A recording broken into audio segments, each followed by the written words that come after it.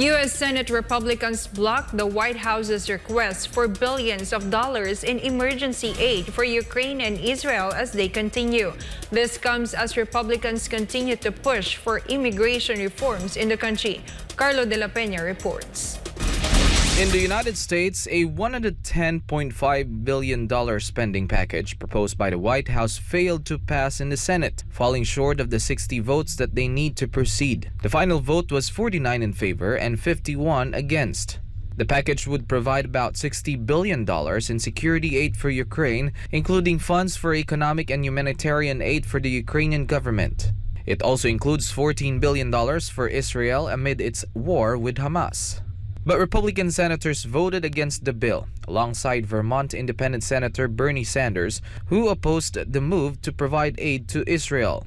Meanwhile, Senate Majority Leader Chuck Schumer, a New York Democrat, also voted no. But according to The Hill, Schumer failed his vote to no so he could bring the said bill up again in the future.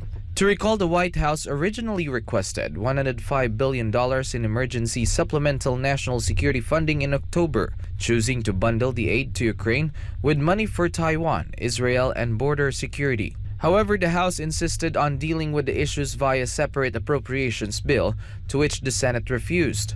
It can be noted that the House is dominated by the GOP, while the Senate is dominated by Democrats. Earlier, U.S. President Joe Biden urged the Senate to approve the bill. He also claimed that Republicans wanted to, quote-unquote, literally kneecap Ukraine on the battlefield and damage our national security in the process. They're willing to literally kneecap Ukraine on the battlefield and damage our national security in the process. Look, I know we have our divisions at home. Let's get past them. This is critical.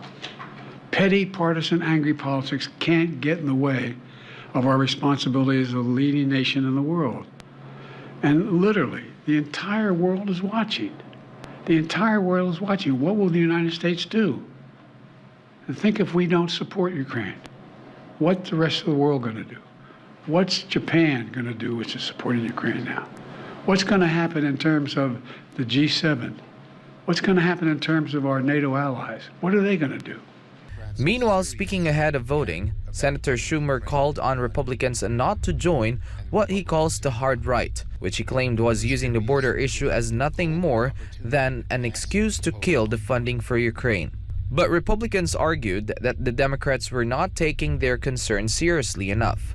According to House Speaker and Louisiana Republican Mike Johnson, more than 6.5 billion people have crossed the border illegally since President Biden took office, and this includes almost 300 on the terror watch list. Reporting, this has been Carlo de la Peña, SMNI News.